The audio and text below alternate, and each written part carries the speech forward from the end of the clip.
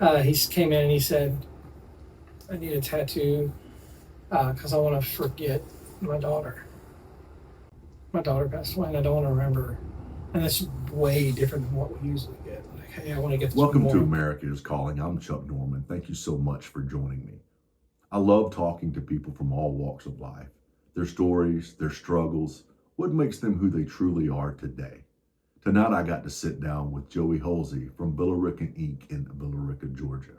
Joey is not only a fabulous tattoo artist, but he is also a man who is deeply rooted in his faith, and his life's journey has been shaped by that faith and by other relationships.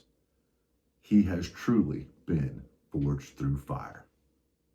So we're going to have a conversation about art, life behind the chair, and the impact that God has had on his life. What interests me the first time that I saw and met you was your humility. Mm-hmm. I had only been in one, maybe two other shops, and one was in Daytona Beach, so Right, you know where right. to get It's to. totally different. Yeah, but I walked in to your place, and it's the environment is just different. Yeah. You know, y'all were nice, you were nice, and you just took the time with me, you know, and really wanted to find out what I wanted to make me the customer. I didn't feel like I was just another number. Right. But where did you get that humility first? Probably about, I don't know, before I was a tattoo artist and I had one or two tattoos. I was on the road and I got a tattoo. My very first tattoo was a ring finger tattoo because when I'm playing drums, I'd take off my ring and so I wanted to have something there. So that was my very first tattoo. Well, this was my very second tattoo, my guy without a face. And I got him to remind me a guy without a face can't explain things. He can't, hey, this is who I am, or hey, I'm this type of guy, or whatever. He just has to live his life and prove it, you know? Okay. And so that's what I wanted to do. I wanted to be able to just live my life, and people know me for who I am and not for who I say I am. Doesn't mean I'm perfect by no means. Right. But my third tattoo was going to be, it all started in 1978, because that's when I was born. And that's when I kind of adopted that idea, I guess, you know? Sure. I went into a tattoo shop in Helen, Georgia, and I said, it all started in 1978 right here. And the guy was just so rude. Like, to most tattoo artists now, he probably was like a super nice guy to me. Right. Because most tattoo artists are like crummy. I don't know, but I could think of a lot of ways to say it, but crummy's probably the nicest way to say it. And he said, I'm not going to put my work next to somebody else's work. And I'm like, it's crazy. I'm ready to pay your bills for it. You're not going to tattoo me? And I walked away and I said, you know what? If I own a tattoo shop, like, I want to be nice to people. Like, I would want people to come in and feel invited. Like, hey, I want you to be here because not only do I like paying my bills, but I was excited about getting it. All started in 1978, and this dude just like popped my balloon, and you know, it just goes everywhere. That's why I was like, screw that dude. And so that's kind of when I did open up a shop. I kept that in mind, you know.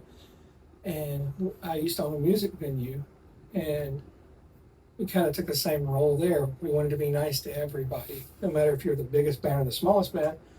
And so I kind of had that already in place. So when I opened this, you know, Villa Rica Ink, I was like, you know, that person that comes in that wants me to do that tattoo I've done 100 times, that's the first time they've gotten that tattoo.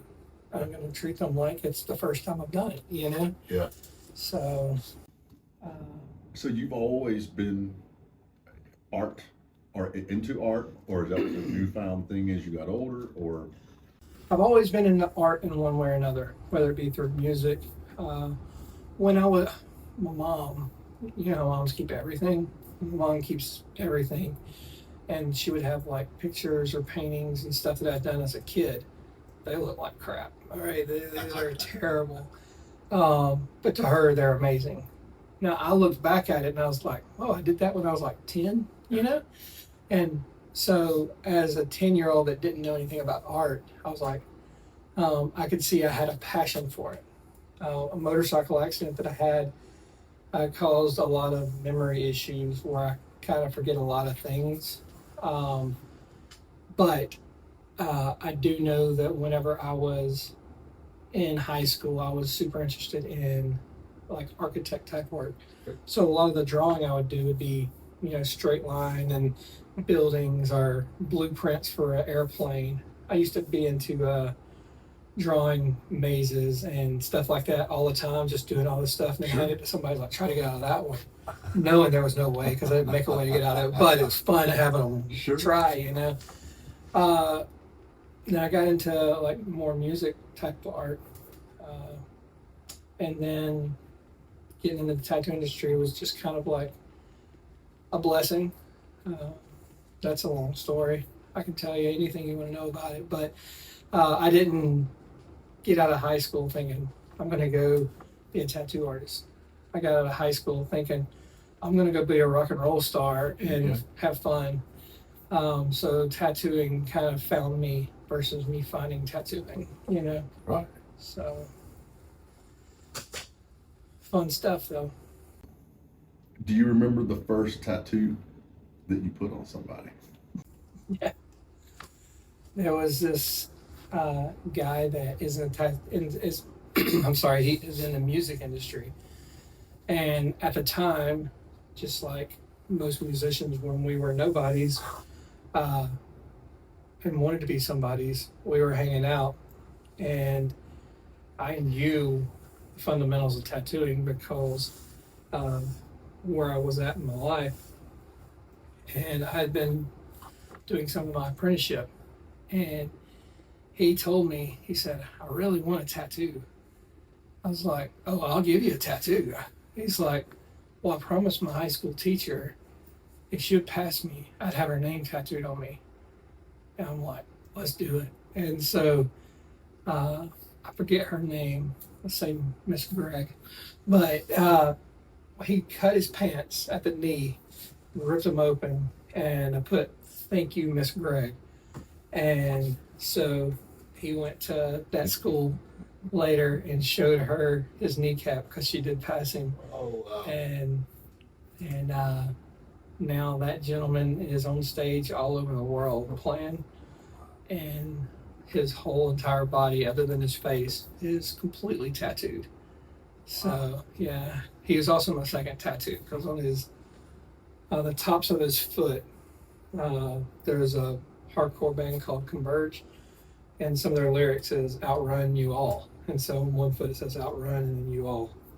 Oh, wow. So yeah, so his name is Steven. He's a cool dude. Wow. Yeah, he is crazy. He'll climb like the light rigs and stuff.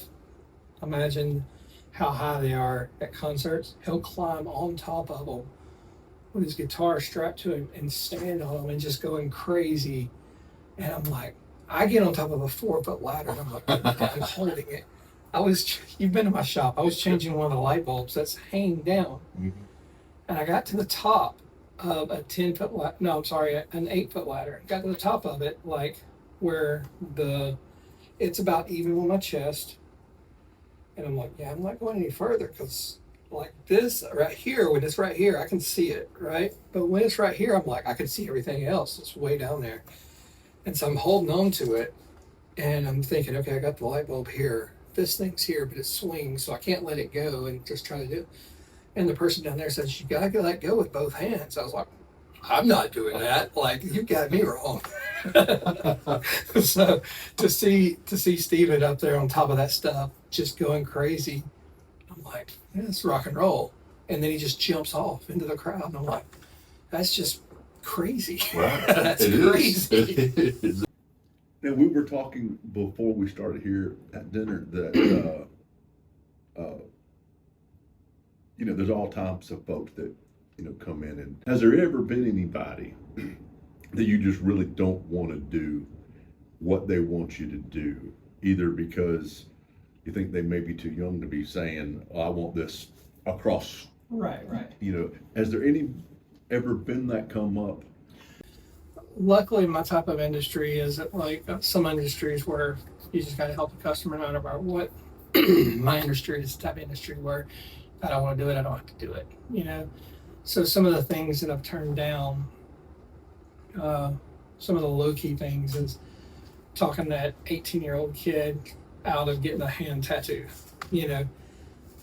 Don't have anything on your arms, but you want your hand tattooed. I was like, do you know what you're going to be when you grow up?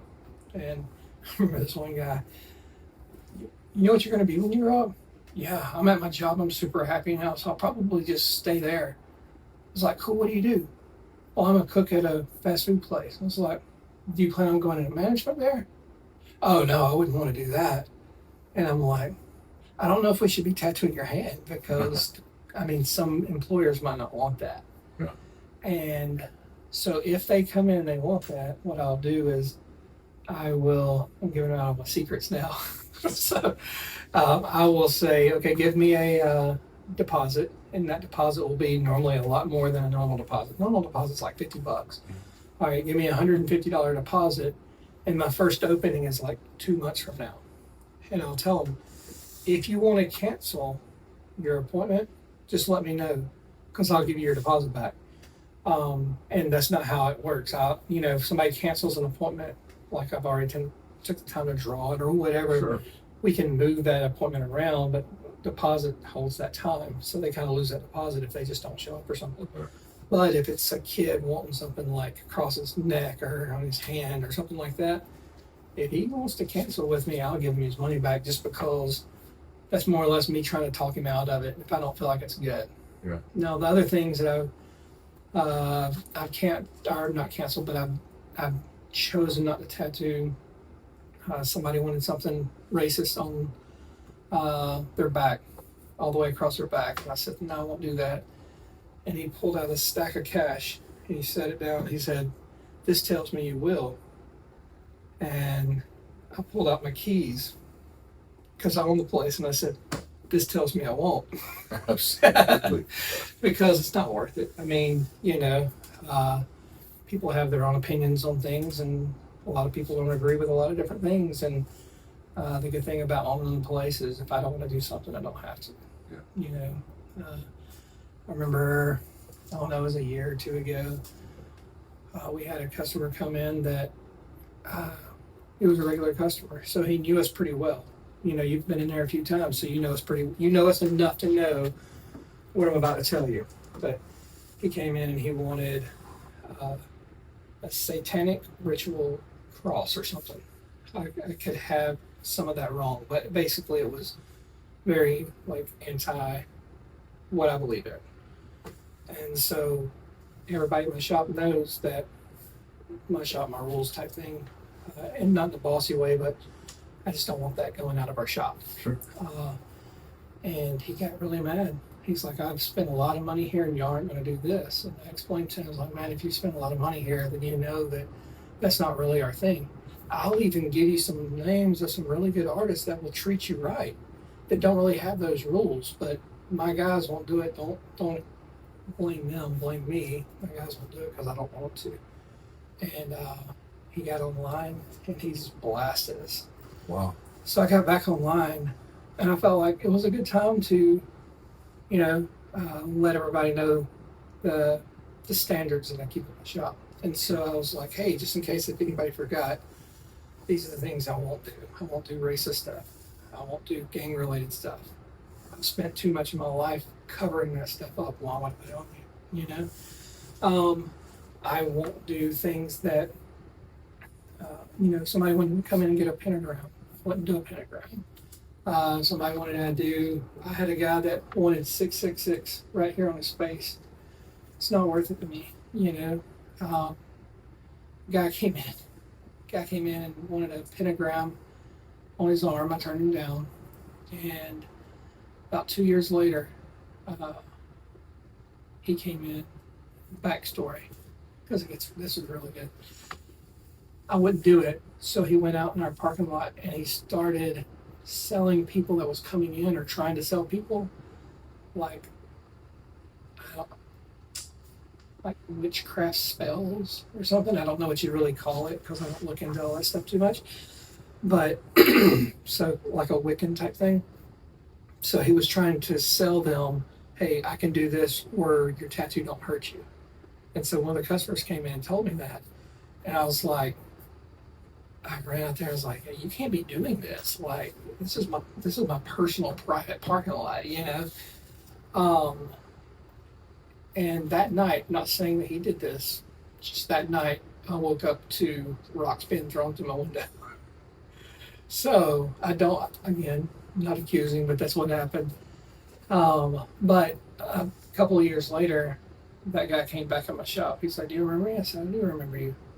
He said, "Well, you're the one person that wouldn't do this," and he showed it to me. And I was like, "So you got it done?" He said, "Yeah, I changed my life, but you covered it up for me. I figured if you're the one person that wouldn't do it, I wanted to find you, make sure you're still in business, so I could get you to take it away from me."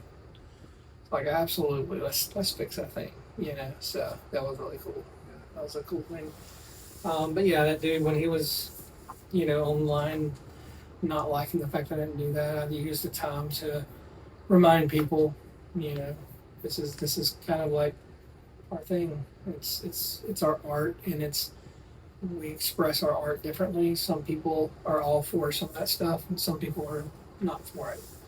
And in today's time, it don't matter which direction I go. Somebody's going to hate it, and some people's going to love it. Sure. You know, if I said I will absolutely not do this political thing, then the people that want me to do the political stuff's going to be mad. If I do this political thing, the people that don't believe in that political thing is going to get mad at me. So there's no winning.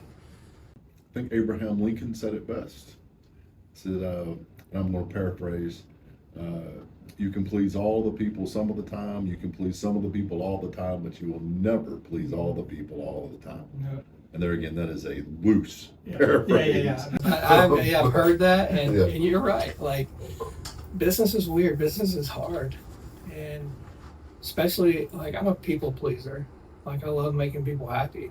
And I don't even like telling people no on stuff that I know I'm not going to do. Like, I don't want to break their hearts or make them feel like I don't want to help them, because I do want to help them. I just don't want to do that, you know?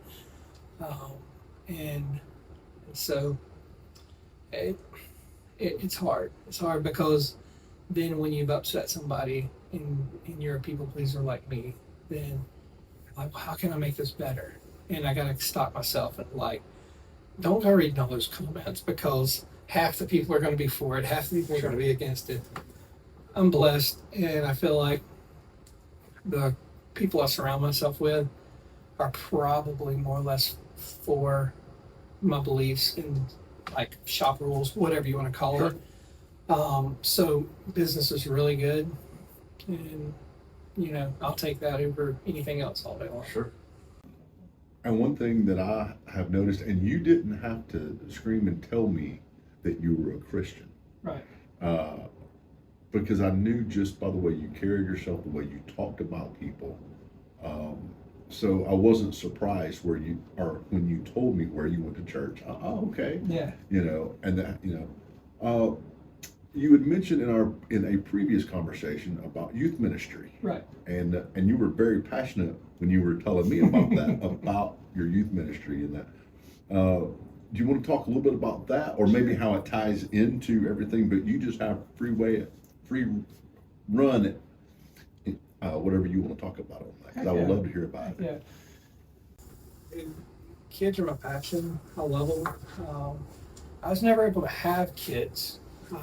Totally off that subject, but I was never able to have kids. So at about 18, 19 maybe, I got into this church that just had a really cool youth ministry. And I was a member of another church where I was a part of their youth ministry. Well, now that you're 18, 19 years old, you're too old to be in youth ministry, but you're too young to go in like college class stuff. And I wasn't going to college, so I was like, you can't go to college ministry if you're not in college, which you can. Sure. It's just the age group, Sure. But so I go to this church, and like their youth group is just like, they're super cool. One of the very first events that I went to, I told the youth pastor, Lance Ayers, like one of the most amazing men ever. Told him I wanted to help him in any way I could. If you need help on you, he said, "Well, we have a walk-in rockathon, and I need some help with that." So I was like, "Heck yeah, I love rock and roll music. Let's do this thing." And I walk into this gym that's at the church, like ready to like listen to rock music, whatever, all night long. That wasn't a rockathon. A rockathon was, you're going to pay me so much money for me to rock in this chair to raise money for missions. So I'm going to rock for 8 hours, and I just raised $20 for 8 hours. I'm like, it's a totally different situation than the rockathon I was thinking about. Still ended up being a blast. Went through like an internship with Pastor Lance, and he kind of guided me through youth ministry.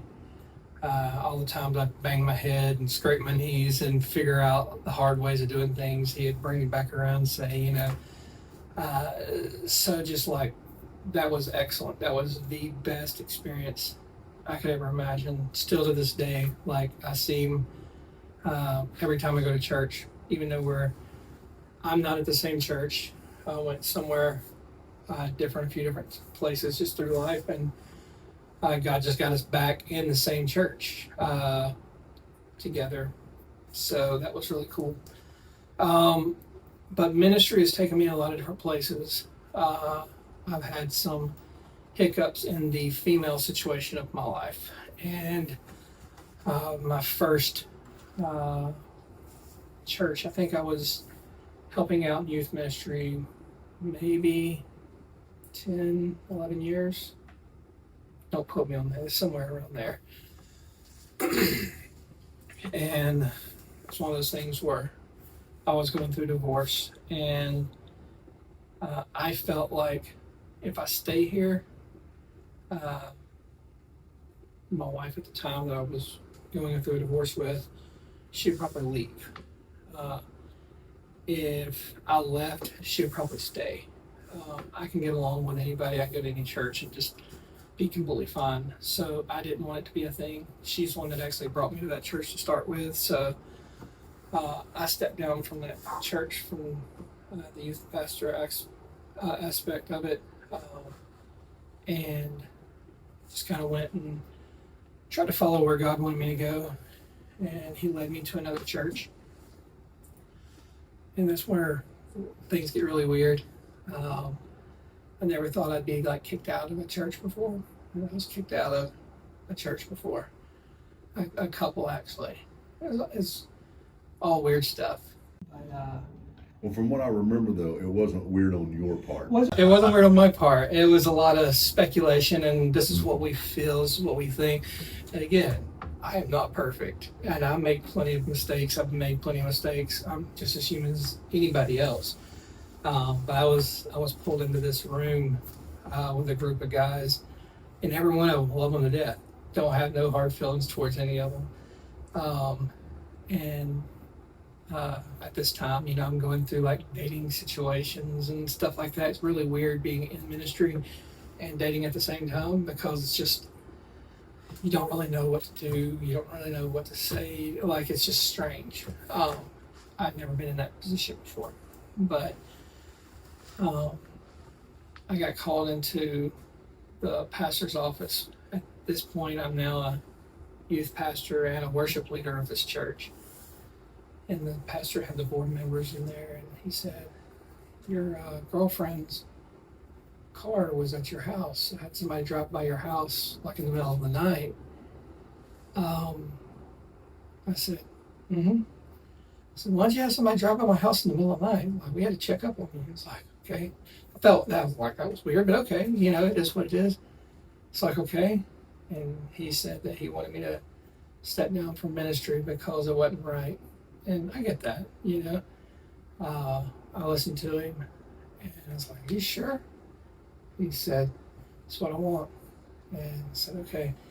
And I had to tell him, I said, listen, my girlfriend's car was at my house in the middle of the night because her car broke down there.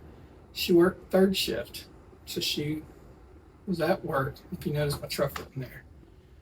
Just so you know, but since you've made up your mind, you know, deuces, you know, so I walked out and you know, that was weird. It was just like it was almost like, I think that was a God thing that, again, not perfect, don't claim to be.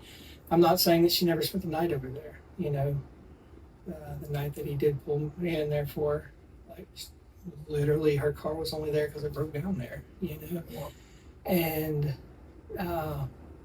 it was a situation like, God, what's going on here? Like, I need to navigate through life the right way, and I feel like I'm doing it the right way, but maybe not.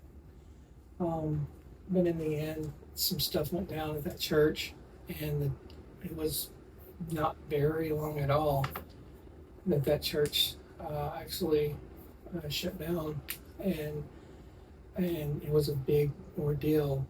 And there's a lot of times I've prayed for things, and hey God, if you can do this, if you can help me out here, even if it hurts me, as long as it don't hurt everybody else involved, then I can take the pain, you know. I feel like that was one of those times where, and it could have been just God said, hey, you're dumb, you don't need to be doing this right now, you know, like right. you don't need to be here. Could have been that, you know, and one day I'm sure we'll have that conversation. He can talk to me about it. Sure. But you know, when the church shut down, I realized, like, I'm glad I wasn't in it, in that part of it, because those are some amazing people that was there. And to see that many people be brokenhearted, I was the one that was brokenhearted, all by myself. When I got asked to step down, because those kids were, I didn't have kids, so those kids were my life.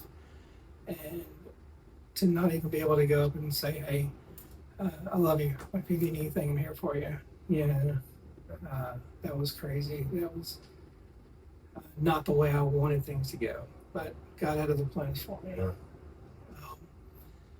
I also was a part of a church that I was told if my beliefs didn't line up with their beliefs with a certain subject, that I could go ahead and I've got 24 hours to think about it. I was like, man, I don't need 24 hours. Like, I read the Bible and do what it says. We don't need to have this discussion. Uh-huh. He said, no, you're going to have to decide, you know. And I said, no, I don't either. If you can't accept me the way I am, then I guess we're done. You know, like, I don't need to be your worship leader anymore, I guess. And he quickly told me, you know, don't want you talking anymore to our youth. And it's crazy because I'm not saying I'm right. I'm not saying I'm wrong. I'm just saying that when I read the Bible and I try to do what it says, and if I don't understand something, you know, like when you're raised as a kid believing this over and over and over and over and over, you know, hey, you get saved at Vacation Bible School and you go your whole life living like hell. You're going to go to heaven because when you were 3 years old, you said a prayer that somebody else said. You know, did you really give your heart to God? Right. Or did you just say something because you were 3 years old and that's what you felt like doing at the time? Sure. I think it's a heart change. But then, you know, then I started going to a church where if you're driving on the road and if you swerve and you hit a tree and you die right then, if you said a cuss word before you die, you're going to go to hell. And I was like, that's not right, because the Bible says that nothing can pluck you from his hand, you know. Okay. So it was I was a mess right up here, you know. Sure. So I had to just do some studying, my own beliefs. I don't know if biblically the I don't teach this to anybody because it's just something that I believe. I feel like nothing can take you from God's hand. He's going to be there for you forever.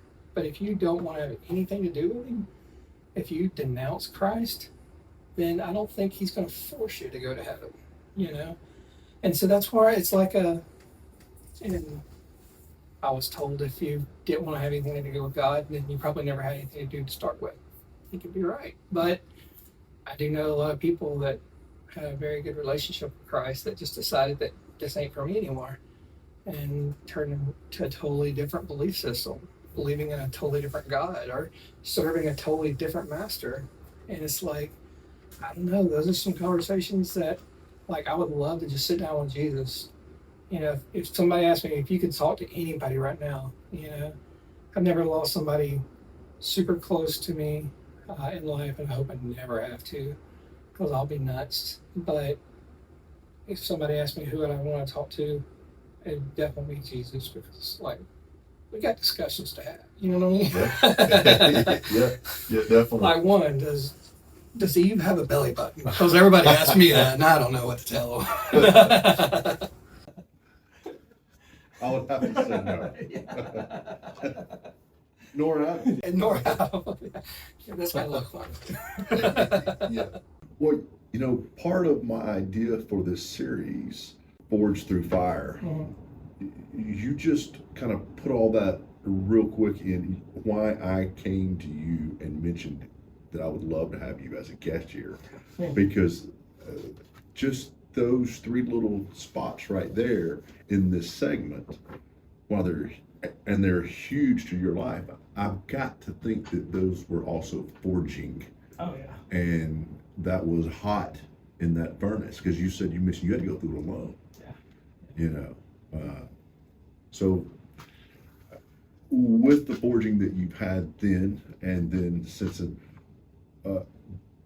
do you see a future continuing in ministry? Absolutely. And one person's ministry might be totally different than another person's ministry.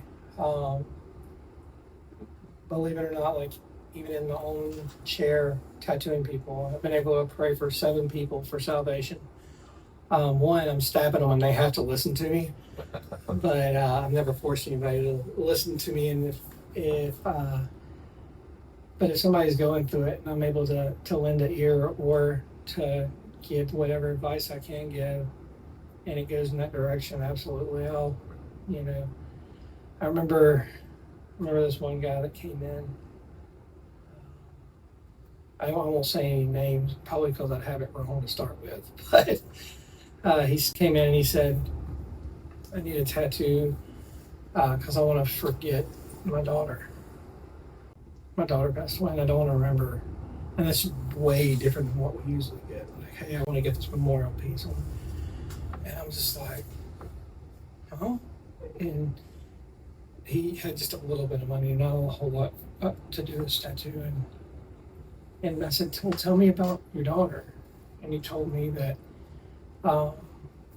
there was if I can remember the story right there, they were on vacation, him and his wife and daughter was on vacation. He was pumping gas, and his wife and daughter, little daughter, like, let me carry you in the store daughter, was in the gas station. And somebody came in and robbed it and shot the little girl. And she died. And the pain of that he had to go through hurt so bad that he didn't want to remember that anymore. And then it made sense. I was like, yeah, I get that. I wouldn't want to remember that either. And so I talked to him a little bit, and I said, hey, you go get you some food. Let me do some drawing. So without keeping his money in my mind on what he had to pay, because I wouldn't have paid for this tattoo, I just drew some stuff about everything that had to do with his daughter. Like when you look at this, you can see his daughter in this, and he saw it. He's like, this ain't what I wanted. I wanted something that helped me forget these hard times. This brings back all these memories. And I said, listen, man. I said, I don't know why really crappy things like that happen, but I do know that there's a reason for things in life, and what that reason is, I don't know. And I understand being mad at God, and I understand the hurt and the pain that you're going through. I said, but I also understand that because God is so powerful, and because God knows the beginning and the middle and the end, God might have used something that could happen in this little girl's life that could be way worse than what this is. But also, God might know that the only way to get to your heart is by seeing this little girl go to heaven. And so what if this little girl, what if it was orchestrated? I'm not saying it was, but what if it was orchestrated in a way to get to your heart? Because that might be the only thing that gets you to God. And that might be the only way you get to see your little girl again. This dude busted out like a big baby. Like, I'm holding, he's crying, and I'm like, dude, life's a whole lot bigger than what we have in our head. And I don't understand it. And it makes me mad that this happened to your daughter. But I'd love to do this tattoo for you. I don't care about your money. I want to do this tattoo because I want you to remember your daughter. I want you to remember the sacrifice that's gotten you to this place right now. And I prayed with him, and the next day, day one, he came in like against him. Completely understandable. Next day he comes in after me praying, having the opportunity to play with him, and he's like, I need to get John 3:16 tattooed on me. I was like, let's do it, Yeah. So stories like that, that is ministry. It don't take standing in a pulpit or going out on the street or going to a different country, because I get to minister to people every day. A lot of people I'm a Christian and I'm a tattoo artist. A lot of people say that I have a Christian business, and I don't. I don't make money off of God's name and all that kind of stuff. I'm a Christian that runs a business, and I have certain values. Again, not perfect. I've made some really dumb mistakes in life, but those values I feel like help me lead in a way to where when people do come in, hopefully they feel something different. In ministry, I've taken a small break right now, but in most cases, I'm helping with worship. I play drums. I've done a lot of speaking, different youth ministry events, different events, even for adults. One of the weirdest things I've ever had to do, and this was before I had ever gotten married in life, but I had to do this Bible study thing with adults, and these adults, husband and wife, started kind of getting into it with each other, and then it got really weird. And I was like, "Hey guys, let's go ahead and call this night. Let's be done." Here I am, I'm 20, 21 years old, and having to deal with at the time I thought old people. They're probably 35. And now the 35-year-olds are kids to me, Yeah. And so I had to do marriage counseling with this couple. Didn't know anything about marriage at all. Still don't know anything about marriage. I've been married for a long time. Yeah. But yeah, I had to do marriage counseling with this fun couple. It was great. It was a mess. What did they get fixed? I had no idea. I don't even know why they were arguing. All I know is that they weren't happy with each other, and I let them know that life is way too short. And I still say this to this day, if you spend an hour arguing, it's an hour back you'll never be able to have. If you have to say goodbye to somebody for the very last time, don't you think that hour that you spent arguing about something stupid, that you could just love them through that? Uh, Marriage is weird. I've had hard times in that whole situation. Like I've told you my whole life story. So, um, marriage is weird, but I can tell you one thing, like, uh,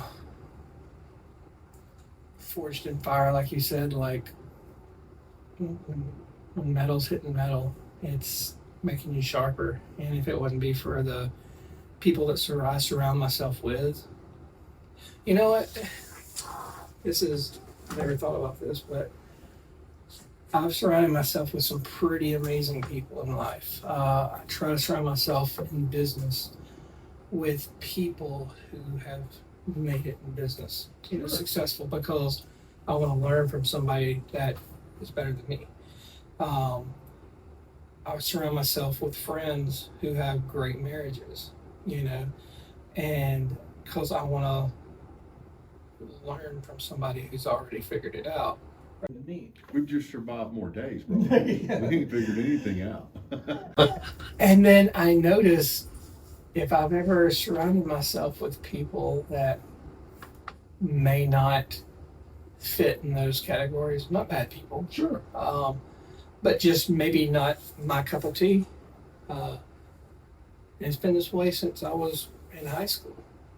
You start to see yourself like step away from the direction you're going. Something I would always tell my students is, if you're standing in a chair, it's easy to stand next to people in the chair next to you. And it's hard to climb into the chair that's higher than you. But it's super simple for the person that's sitting on the ground to pull you out of that chair.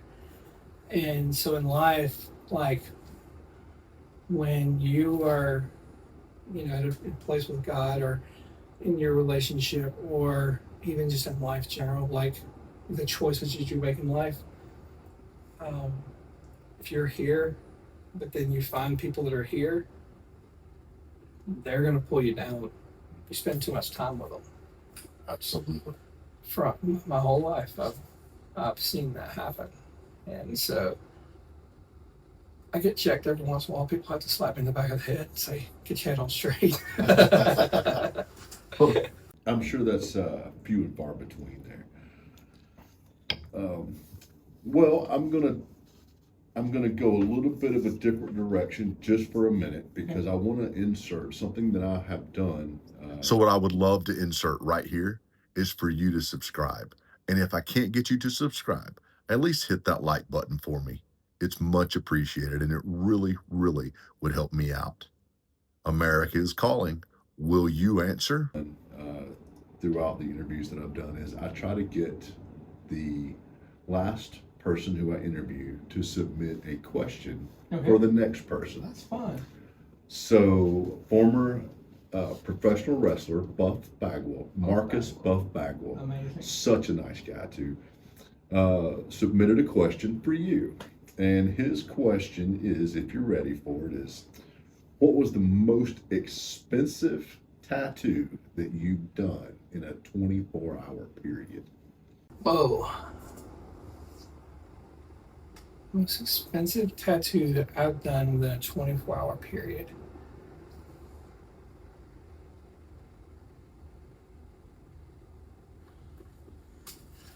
I got it.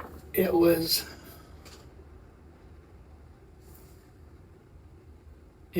probably a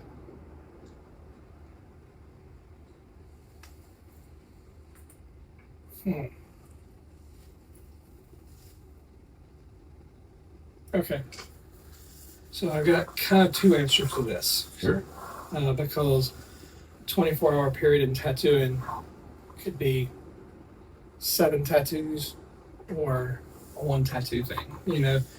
I remember the very first day I made $500. I was so excited. I was like, yes. I remember the very first day I made $1,000. I was like, can you believe I did $1,000 worth of tattoo work? And I remember the day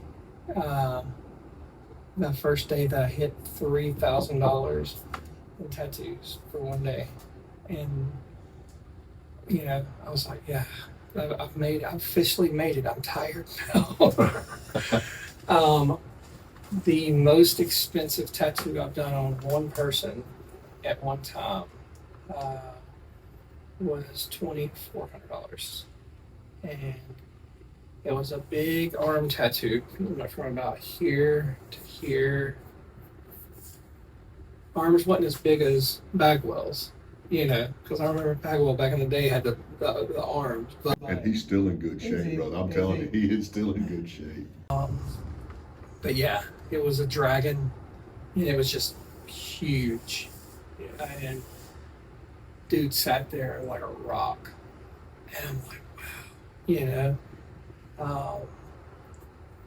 So I would say that's probably $2,400, the most I've made that I think in one sitting for one day. And it wasn't even my longest session, so I can't figure that out. One of the longest sessions I ever did was on a buddy of mine. His name is Scott, and he's a musician in Nashville. I went up to Nashville. I sat there with that man 16 or 17 hours tattooing nonstop. He never complained. He just sat there. Whole thing. He was talking about tomorrow I gotta go get on an airplane. He had a golf tournament, like a celebrity golf tournament and all this other kind of stuff. He had to go to Texas. I was like, the whole time tattooing, like, it's gonna suck playing golf with this arm, you know, like. And then all of a sudden, about hour 16, he said, I'm done. Don't touch me again. Like, just like that. And I walked away from that because I did that for him free, or what I thought was going to be for free, because I wanted to spend some time with him. He's a buddy of mine. Sure. And that's just the thing that I do, you know. And he was starting to go to bed. He said, hey, I got something for you. And he walked out, and he has his own brand of whiskey. And he handed me this bottle that has his face on it. And I was like, oh, man, that's amazing. Thank you so much. And then he handed me a couple of other things, like souvenir type stuff. And then he bent down and he grabbed this guitar. And he said, here, you have this guitar. So I can't take your guitar. He's like, no, you can't take my guitar. He said, I've did a lot of songwriting with and he started naming all these people. He said, so all these songs has been written with these guys using this guitar, and I want you to have it. Wow. I was like, you're kidding me. So, so when it all comes down to it, that beats the $2,400 all day long. Sure. But, so hopefully I answered that correct.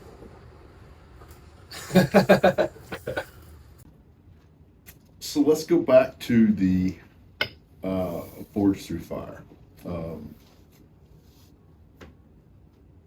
One thing that I've noticed about men that I respect, and I've kind of touched on this, is that you can just tell by their demeanor that they've been somewhere.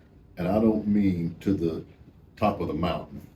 I'm talking about through both, that they understand that God is the same in both places. What did your moments in the fire, alone, hot, getting that forging, what did they teach you about who you are and what you can be? Because I think that's important for people to hear, is the lessons that you learned during that. And to give some folks that may be going through something right now, that it's hot for them right now,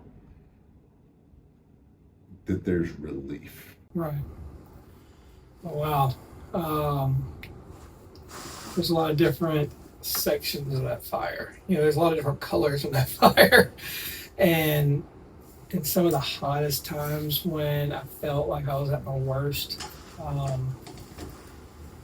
something that I kept noticing is, even though that I felt I was at my worst, I still had a group of people there trying to help me get to my best.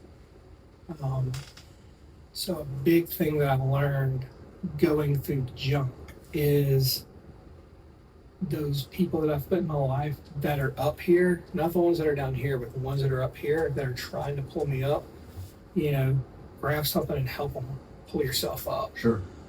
Because you can stay down here and you can sulk all day long. You can be mad, you can be sad, you can be all these different things. It's okay to be some of those things sometimes, but you know, after a while, dust yourself off, get your butt in gear, and be the person you're called to be, because you can be a screw up every day of your life, and you're going to produce other screw ups. But when you learn from your screw up or even other people's screw ups, then dust yourself off and be the person you're called to be. A lot of times, I don't know if you ever go through this stuff. You're human, just like me. You just are a lot taller human than I am. But going through stuff, and I feel like I can't believe I made that decision. I can't believe that I had a couple of choices to make, and I definitely made the dumb one. You know, smart choice, dumb choice. I'm like, how fast will this car go? You know? Sure. And then I kind of would sit in the space of, well, what are people going to think? You know, I've let these people down. I've done wrong to these people. Whatever the case may be. But eventually you just got to stop all that and know that if God loves you so much, he's going to send his son to die on a cross for you, because he already knew that you're going to do those stupid things. And you just got to look up and say, I'm sorry. Like, I was dumb. And just help me out here, because I'm going to climb out of this hole and go back to being the person that you want me to be. And do I have that muddy past? I do, but that's exactly what it is, a past. Sure. When God looks at me, does he see that muddy past? No, because he sees me white as snow, you know? So I've learned through the hard stuff that calling on the right people at the right time is going to be your biggest help to get you those hard times. But then remember that, because there's going to be hard times around you where people need you to be that rock too. And you got to be able to make time for those people, because it's going to suck for them just as bad as it sucked for you. So leaning on the right people is probably one of the best things I've learned to do. Wow. That's I like that. That's good. Well,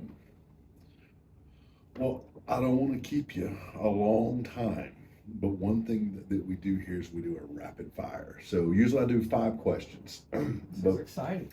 But I only had 3 submitted, but I didn't start asking for them until really short notice. So we got 3. So all I'll do is I'll just read it, and you just either, if you want to answer it for 20 minutes, that's fine, or if you want a 1-word answer. So if you're ready, I'll say it. Okay. Most painful place to get a tattoo? Oh, it's definitely going to be either on your side, your throat, or your sternum. Most painful place I've ever gotten tattooed, definitely on your sternum, because I don't have my side, I'm too fat for a side tattoo. I got a lot of side. It took a long time to tattoo that. And I think I'd probably chicken out on a throat tattoo, even though I did have a girl completely fall asleep while I'm tattooing her throat. Just like whole, like ear to ear, everything. And she's over there asleep. I'm tattooing, I'm like, this chick's asleep. I had to record her to prove that she was asleep while I'm tattooing her. But, so. Is there a most requested tattoo? depends on the season in life we're in. I think as early as I can remember in this industry, I think the very first most requested tattoo was the amazing dolphin. The dolphin jumping out of the water, the dolphin around the belly button, the dolphin on the lower back. Dolphin was a big one. From the dolphin, we stepped into probably a couple of different directions. There's always been like cherries and little things like that, but the infinity symbol definitely came into play. Where I want this infinity symbol, but I don't want it like anybody else's infinity symbol. Mm-hmm. We had those. I want this infinity symbol with like my kid's name in it, or my husband or wife's name in it. I want this infinity symbol with my dog's print in it. I want this infinity symbol with a feather in it. It just went on and on and on. There was also the monster logo for some reason. Like a lot of people came and got the monster logo. Logos were a big thing. Monster like Red Bull and Yeah, oh, like okay. the, I got you, like the Monster drink. Okay, I got you. Like I was thinking the big yeah. the big blue monsters, Yeah, you know, that would have Monster been so much Inc. cooler. Like That's funny. The Browning, is that the deer logo? Like Yes. I've done so many Browning logos. I have no idea how many I've done, but it's paid probably a couple of years worth of rent. Like for sure. Like I've been doing Browning logos long enough for Browning to now have a wife and a baby deer Browning logo. Like they mass produce. Well, that may lead us into the next question, All though, right. is tattoo trends or is there a tattoo trend that you wish would just disappear? It's a weird one. Absolutely, I do.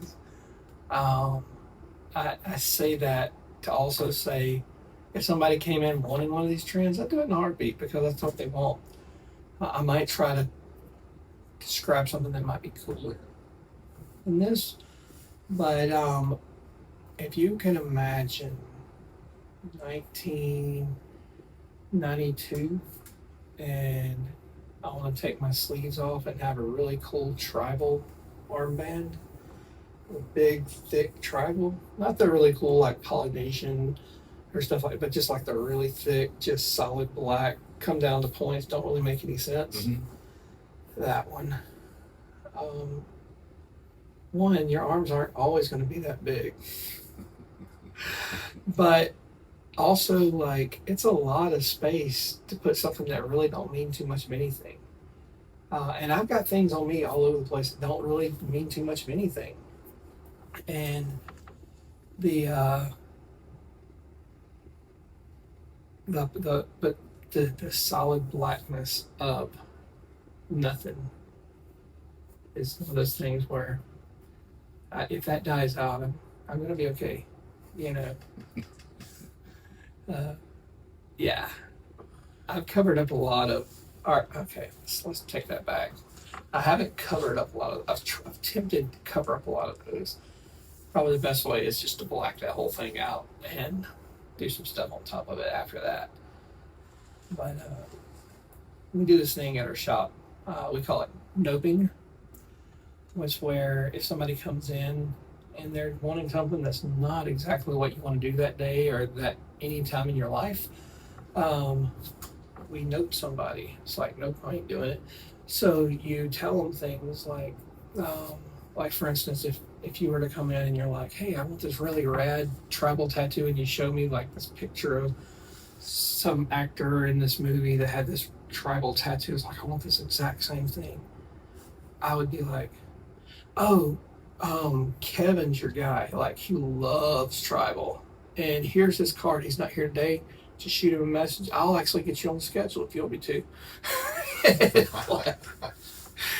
and then we do it in fun. Like, I would do a tribal tattoo in a heartbeat.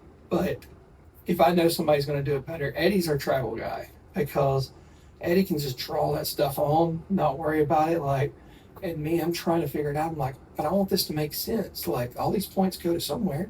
They're leading to something. Let's like put something for them to point to.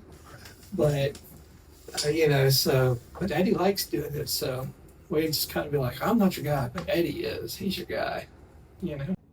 So for the last question, in closing, if a young man walked into your shop tomorrow, we'll say a little discouraged because he didn't have a path. Okay. Not really knowing or not really having any leadership, mentors, anything that could have directed him. He's just right off the road. What advice would you give him that would be simple enough for him to understand, but complex enough to get him to the next level, if that makes any sense? It does make sense. Without thinking about it, I just want to talk about it. Is that okay? Absolutely. Usually talking we go for a long time, so I'll try to keep it as short as possible. You got all the time you need. But if this gentleman came in and was in a point in his life where he didn't really have the right direction, know the direction, whatever, discouraged, whatever it may be, I probably share as much of my life with him as possible because I know my life better than anybody else's. I know that, in my early 20s, I was told I would not be able to have kids. That was discouraging. So I understand discouragement and I understand not knowing direction because I wanted kids. And it was heartbreaking to hear that. I also know that through hearing that and going through that pain, also, in a way, with God, was okay with not having kids because God wanted me to have kids and I'd have kids. There's a reason why God chose this direction for me, and I just have to be okay with that and just trust the process. Because of that, years later, I married this amazing woman that has 4 boys, and I've been able to adopt 3 of those boys. One of them was, an adult by the time we went through this process. So when I was thinking God didn't want me to have kids, God wanted me to have kids. He just wanted me to have the right ones. And maybe if I was to produce something, it would have been the right ones, Right. And so, those kids are a blessing into my life. So at a time where I was lost and didn't know direction, once I took myself out of the equation and just leaned on to God, then it was like GPS. It just took me there. God just got me in the right direction. Some bumps on the road because I saw a squirrel, and just, Sure. But in the end, like, I'm at the place in my life because of all the decisions I've made. So I probably tell this young man, I'm like, you got decisions to make and you got a path. And God has this perfect path laid for you.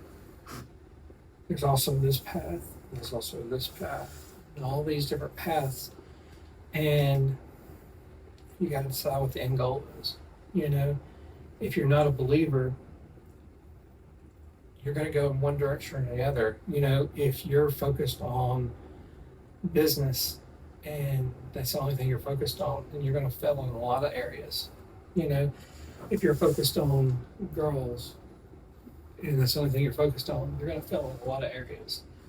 If you keep your eye on the prize, and that's what God has for you in life, even if you don't even know what that is, then you just know, as long as I'm heading in this direction, then it'll all be laid out for me. I tried to have children. I looked into adoption. I tried all these different avenues, and with all of the wrong people. But I found the right person, and that's when I was presented with the gift of kids. So I would definitely urge somebody that came in just to sit down and talk to me. If you'll sit down and give me some moments of your life and learn from the dumb stuff that I've done, let's find some smart stuff for you to do. And if they didn't know God, I'd tell them it's hard to find direction when you don't have a compass. Amen. I have had over the recent weeks Matthew 6:33. In fact, I even said it in probably several interviews, but it's so because it says it all right there. Mm-hmm. But seek ye first the kingdom of God and all of his righteousness, and this too shall be brought upon you. Which is the same thing you just said right there. You focus on him, but seek ye first. Seek. But and I didn't mean to talk all over you, but it's. I thought it was apropos that it keeps coming up in my life, Right. which I think is telling me all that junk that's back there. Yeah. Just keep focusing on him. There's a scripture I like to live by. It's my favorite scripture, and it's in Matthew. You are the light of the world. A city on a hill could not be hidden. Neither do you light a lamp and put it under a bowl, but instead you put it out so it gives light to everyone in my house. In the same way, let your light shine before all men, so they may see your good deeds and praise your Father in heaven. And so when I hear that scripture, thanks Pastor Lance, because he's the one that made me learn that. When I hear that scripture, I'm just like, I'm the light of the world. Not me, I'm the Almighty at all. I'm the light because he's put that light in me. So there might be days where if that person comes in struggling, that just needs some direction, needs somebody to talk to, with a weird way of saying it, like I might be the only Jesus he sees that day because I got Jesus living in me. I'm not Jesus by no means. And I hope that makes sense on how I'm saying that. Like the light that's living in me might be the only light shining in his dark world at that time. Amen. And if I have that light hidden because of how I'm living my life or the things that I'm doing in life, in the areas that I've chosen to go in life, if I don't let that light shine, how many of those guys am I missing out on? How many of those kids have not been able to get the direction they needed that I was supposed to give them? Now, God's going to get to them one way or another, but was I supposed to be the vessel that he used? And so, yeah, that light's super important in being the best version of God that you can be, Fantastic. Joe, I just thank you so much. It has been such a pleasure. And again, just thank you for saying yes. I'm a yes man. But really, I do appreciate you. Thank you so much. And America, thank you for joining us. And every time we call, just keep answering. Thanks.